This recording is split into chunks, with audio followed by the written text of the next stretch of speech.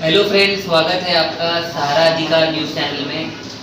मुंबई में unexpected lockdown लग चुका है, जबकि रिसेंटली ये सुर्खियों में आया था कि वीकेंड लॉकडाउन यानी कि सैटरडे और संडे को लागू किया जाएगा, जिस वजह से मुंबई के काफ़ी जगहों से लोग इसका विरोध भी कर रहे हैं और कुछ लोगों का कहना है कि लॉकडाउन नहीं लगना चाहिए, जिसकी वजह से उन्हें काफ़ी परेशानी हो रही है। और लोगों के मिक्स्ड ओपिनियन मुंबई सिटी में और ख़ास करके महाराष्ट्र में देखने को मिल रहे हैं। इस समय हम मुंबई के सीएसपी एमआरसीसी ऑफिस में उपस्थित हैं, जहां पर हमारे साथ कांग्रेस के बहुत ही एक्सपीरियंस नेता वीरेंद्र बख्शी जी है।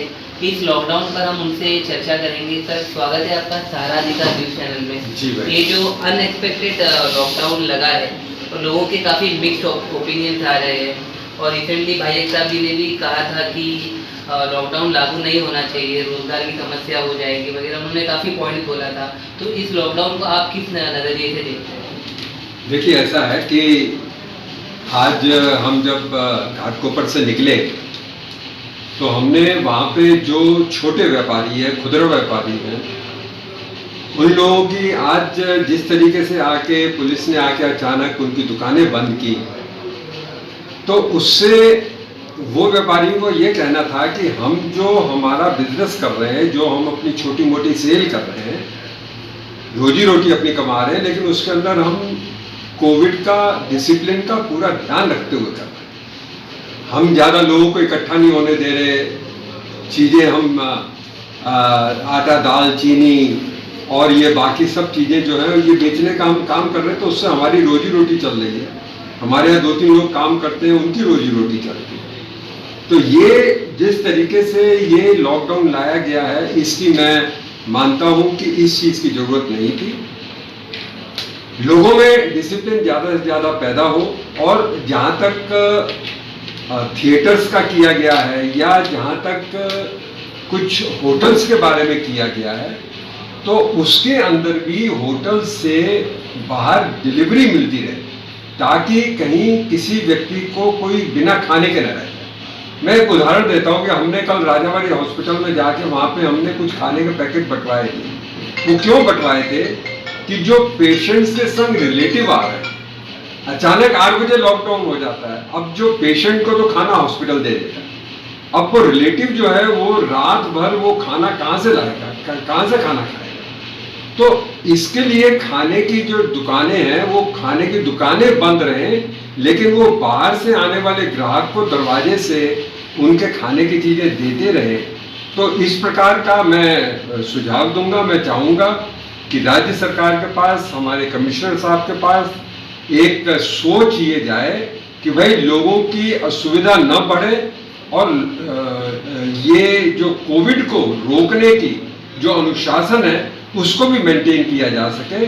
इन चीज़ों का ध्यान रखते हुए मध्य मार्ग निकालें। Sir, on a global scale अगर हम देखते हैं कि वेस्ट बंगाल में अमित शाह जी की और बांग्लादेश में नरेंद्र मोदी जी की रैली में हज़ारों लोग आ रहे हैं, और उस सिचुएशन में कोई वहाँ से ऐसी रिपोर्टिंग नहीं करता है कि अब सोशल डिस्टेंसिंग का पालन क्यों नहीं हो रहा है, अभी लोग मास्क क्यों नहीं पहन रहे हैं, तो सिर्फ महाराष्ट्र में इसका प्रोपेगेंडा क्यों? आपको क्या लगता है कि बीजेपी की रैलीज हों, उसमें जो लोग आते हैं, क्या उनको कोरोना नहीं होगा? देखिए, ऐसा है कि सबसे अच्छा उदाहरण तो मैं आपको इस वक्त दूंगा तमिलनाडु का।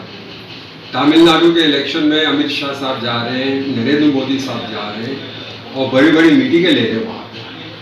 और तमिलनाडु इस वक्त जैसे महाराष्ट्र में, उस तरह से तमिलनाडु के अंदर भी केसेस बहुत हो रहे हैं। तो ऐसी परिस्थिति में जहाँ पे उनको उनका चुनाव लड़ना है, जहाँ पे उनको वो सत्ता का जो उनका एक जो लालच है, वो सत्ता के उसके अंदर वो कुछ भी परमिशंस, कुछ भी चीज़ें वो नज़रअंदाज कर देते हैं, और इतने लाखों लोगों को इकट्ठा जब करते हैं तो ये नहीं समझते हैं कि कितने लोगों की जान को खतरे में वो डाल रहे हैं। लेकिन उनको वोट बटोरने, उनको हिंदुस्तान की पूरी सत्ता चाहिए, लेकिन जनता समझती जा रही है अब उनको इतनी आसानी से कोई उनके हाथ में अब सत्ता देगा नहीं। सर, सूत्रों के अनुसार पता चल रहा है कि मुंबई में जिस तरह का लॉकडाउन है, हमारे मुख्यमंत्री जी का ये कहना था कि सुबह के 9 बजे से रात के 9 बजे से सुबह के 9 बजे तक रहेगा, लेकिन आज देखा गया है कि हर जगह जगह में लॉकडाउन किया गया है।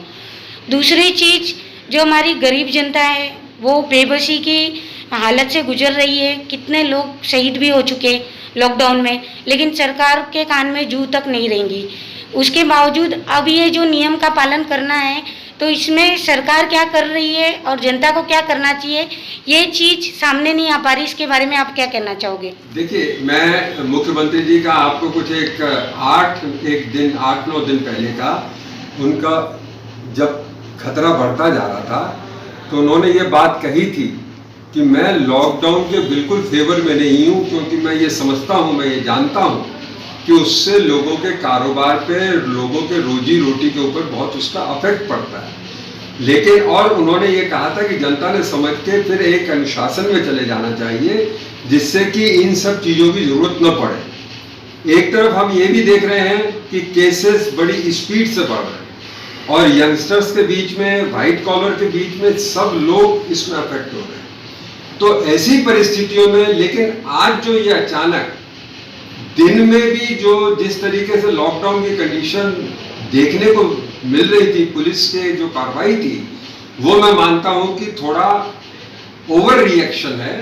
पुलिस वालों ने, कॉरपोरेशन वालों ने सरकार के संग बैठ के बीच के मार्ग निकालने चाहिए, जिससे रोजी रोटी को भी अफेक्ट न पड़े और जो कोविड के लिए अनुशासन चाहिए, जिससे कोविड न बढ़े, उसका पूरा पालन है।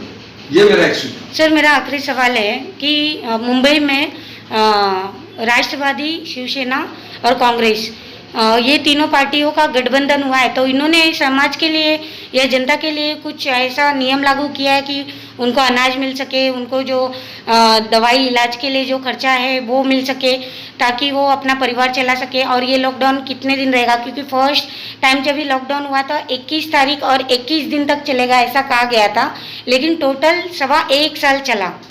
उसके बाद ये जनता क्या करेगी?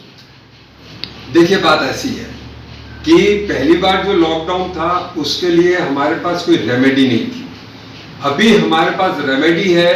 केंद्र सरकार से जो विनती की गई है हमारे द्वारा कि भाई आप ये विदेशों में भेज रहे हो, आप सब जगह पे कोविड की वैक्सीन भेज रहे हो, जबकि महाराष्ट्र जैसी स्टेट, जिस स्टेट के अंदर सबसे ज़्यादा अफेक्ट है, उसके अंदर आप ज़्यादा वैक्सीन भेजिए, हम नौजवानों को भी दे सकें, हम 30 साल के, 35 साल के सब लोगों को दे सकें। तो ये महाराष्ट्र इस वक्त सबसे इसमें डिजर्व करता है कि महाराष्ट्र के लिए सबसे ज़्यादा वैक्सीन केंद्र सरकार दे, लेकिन केंद्र सरकार उसके बारे में कुछ बात नहीं कर रही है। तो मैं ये मानता हूँ कि पिछली बार जो लॉकडाउन 7-8 महीने चला था, अभी वो परिस्थिति नहीं बनेगी, क्योंकि वैक्सीनेशन शुरू हो चुका है। लेकिन वैक्सीनेशन जितना और तेजी से होगा उतना लॉकडाउन का इफेक्ट कम रहेगा। दूसरा, उस टाइम पे हमने लॉकडाउन किया था, एकदम हमने झटका दे दिया था। अभी वो जो परिस्थिति है कि हमको इतना अनुभव हो चुका है, उस अनुभव को ध्यान में रखते हुए लॉकडाउन की कंडीशंस ऐसी रहनी चाहिए, लोग अपनी रोजी रोटी के लिए भी जा सके, लेकिन लोग पूरा अनुशासन का पालन करें, उसके लिए जो भी स्ट्रिक्ट कार्रवाई करनी करें, लेकिन बिजनेस बंद ना करें, लोगों की नौकरी पेशे के ऊपर अफेक्ट ना हो, ये ध्यान रखें। Thank you very much.